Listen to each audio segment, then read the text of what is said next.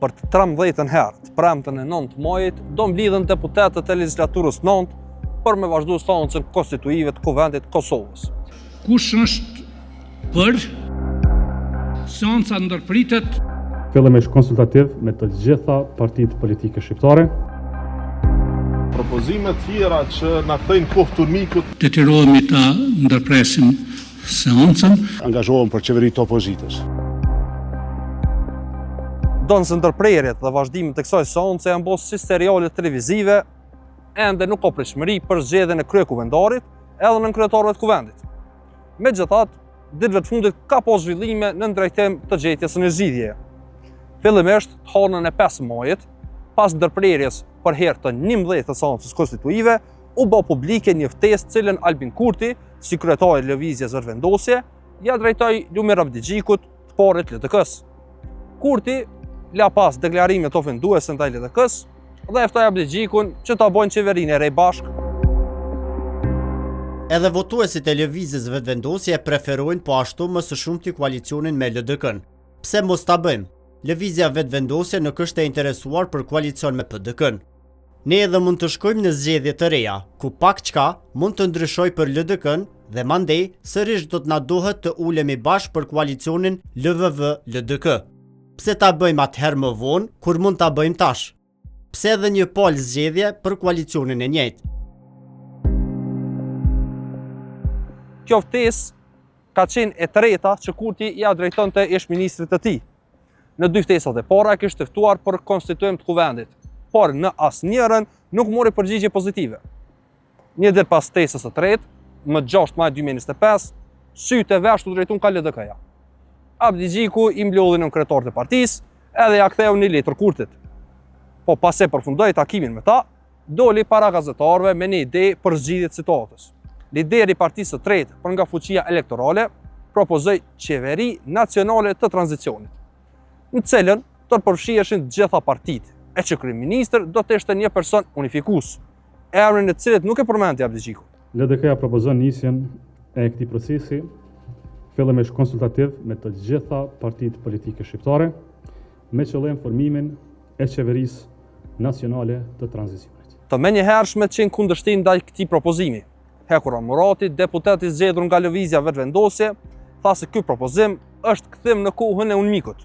Fakt, propozimi jonë është me konstituu kuvendin edhe me informu institucionet që kanë fut qytetarët. Propozime tjera që na kthejnë kohë turmikut nuk besoj që ka nevojë. Ndryshe për Muratit, i pari i Aleancës për Ardhmërinë e Kosovës, Ramush Haradinaj, tha se ftesa nuk është e keqe, po se ai nuk ulet në tavolinë me vetëvendosjen. Angazhohem për qeveritë opozitës. Edhe vazhdoj me mbet në këtë qëndrim, pra për qeverinë e opozitës, ndërsa jam i hapur për konsulta në këtë rast me Lidhjen Demokratike, me PDK-n, me partitë parlamentare të opozitës. Partia Demokratike e Kosovës e vetmja ishte që nuk do të qëndrim sa i përket kësaj ftese.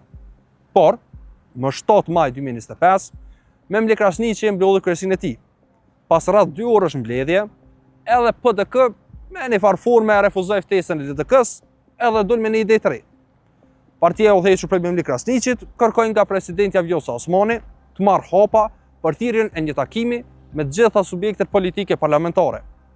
Kjo sipas tyre do të mund të jetë hapi i duhur për gjetjen e një rrugdalje.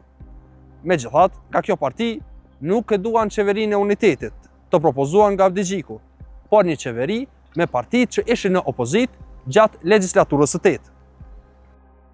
PDK angazhohet dhe është e bindur se zgjidhja më e mirë për vendin është formimi i një qeverie të re, e përbërë nga partitë që në mandatin e kaluar kanë qenë në opozitë. Një qeveri që do ta ndalte degradimin institucional, do ta nxjerrte Kosovën nga izolimi ndërkombëtar dhe do të zbatonte politika zhvillimore për të gjithë qytetarët, pa dallim, me një listë të dakorduar të prioriteteve shtetërore, të cilat do ta kthenin Kosovën në rrugën e duhur të zhvillimit dhe të integrimit euroatlantik. Deri tash, presidentja nuk ka ftuar një takim ashtu siç ka propozuar PDK-ja. Presidenti Osmani, megjithatë, kishte kthyer letër për udhëheqjen e seancës konstituive, Avni Dehari, kur ai i kishte dërguar letër presidentës pas ndërprerjes së parë të seancës konstituive për shkak se nuk kishte votuar raporti komisionit për mandate. Në përgjigje, presidenti Osmani ishte shprehur e hapur që nëse është nevoja, të mirëpres Deharin dhe kryetarët e partive politike parlamentare për ta diskutuar rrugën përpara. E për të mirëprit presidentja në konsultime, partitë duhet t'i kërkojnë ato, sipas Bekim Kupinës, këshilltar për media i presidentes. Presidentja Osmani u ka ofruar partive mundësinë për takime, duke shprehur gatishmërinë e plotë që kurdo që ata e shohin të nevojshme, ajo mund t'i pres për konsultime. Deri më tani asnjë nga partitë nuk ka kërkuar involvimin e presidentes. Tash, kur jemi në pritje të vazhdimit të 13 të seancës për konstituim të kuvendit, mund të themi se status quo i tregon disa aspekte të qëndrimeve politike të partive parlamentare. Vetëvendosja ka mgull në kandidaturën e Albulena Haxhiut për krye parlamentare, por partitë e tjera nuk e pranojnë atë. Vetëvendosja do bashkëpunim me LDK-n për ta formuar qeveri, po LDK nuk do koalicion me vetëvendosjen si e vetme. LDK, për të mos i thënë as po e as jo vetëvendosjes, ka propozuar qeveri unitare deri në zgjedhjen e presidentit të ri, po nuk po gjen mbështetje. PDK i shkon në takime vetëvendosjes, por ka qef ta formojë qeveri me partitë që kanë qenë në opozitë mandatin e kaluar, gjë që s'po pranohet prej LDK-s. AK-ja vazhdon të jetë e prerë në qëndrim, se bëhet pjesë e një qeverie ku nuk është vetëvendosje. Nisma socialdemokrate e hapur për gjithë, edhe për vetëvendosjen, po pa marrëveshje me askënd. Deputetët e partive jo shumicë, jo serbe, pro Albulena Haxhiut për krye parlamentare. Përveç Duda Baljes që ka deklaruar se do të qëndrojë në opozitë, edhe Adem Hoxhës që ka dalë në grup parlamentar me AK-n. Lista serbe që ka 9 deputet vazhdon të mos marrë pjesë fare në votim. Kështu ngërçi institucional po vazhdon, edhe nuk po shihet dritë në fund të tunelit.